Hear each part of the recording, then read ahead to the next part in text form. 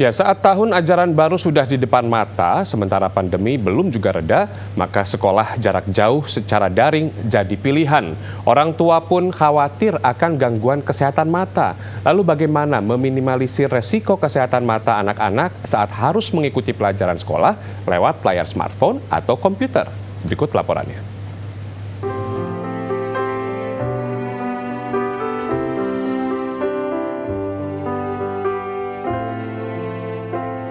Pemandangan seperti ini sudah lazim kita lihat di masa pandemi, saat hampir seluruh pertemuan tatap muka digantikan oleh saling bertatap pada layar gadget.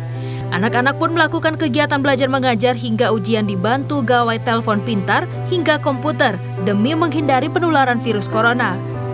Namun, bagi sebagian orang tua, kondisi ini tentu tak sepenuhnya ideal. Mereka yang mempunyai anak dengan gangguan kesehatan mata memiliki kekhawatiran sejak sekolah jarak jauh atau online diberlakukan. Terutama saat anak harus menjalani waktu menatap layar HP atau komputer lebih lama dari biasanya saat sekolah dilakukan secara tatap muka. Saya baru ketahuan nih kalau anak saya ini ada matanya itu ada kelainan. Akhirnya pas ke dokter memang dia mengalami yang namanya katanya sih lazy eyes kata dokternya. Jadi sebelah kanannya ini matanya udah minus tinggi gitu.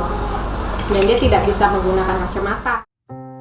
Dilema pun harus dihadapi Lia Astuti saat harus memperjuangkan kesehatan mata anak, tapi di sisi lain harus mendukung anak tetap bisa mengikuti pelajaran dari sekolah.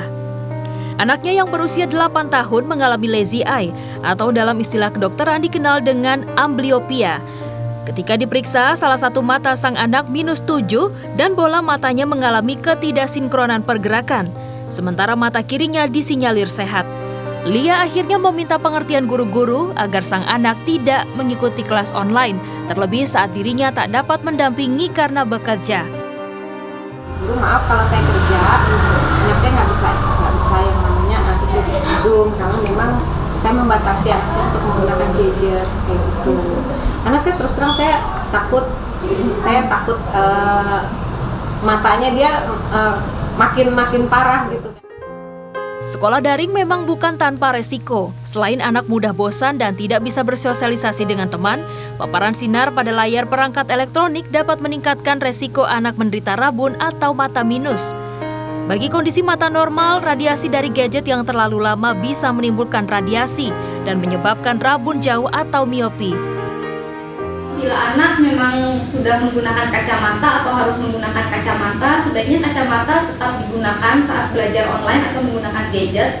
Yang kedua, membatasi screen time pada anak. Jadi misalnya anak sudah belajar untuk online, jangan menggunakan gadget lagi untuk menonton atau untuk bermain. Pasti sehari itu dari dokternya pun kan dia kasih ada vitamin tuh, sama wortel kalau mau.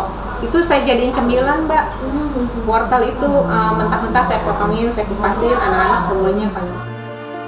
Resiko gangguan mata saat belajar online memang patut jadi perhatian para orang tua.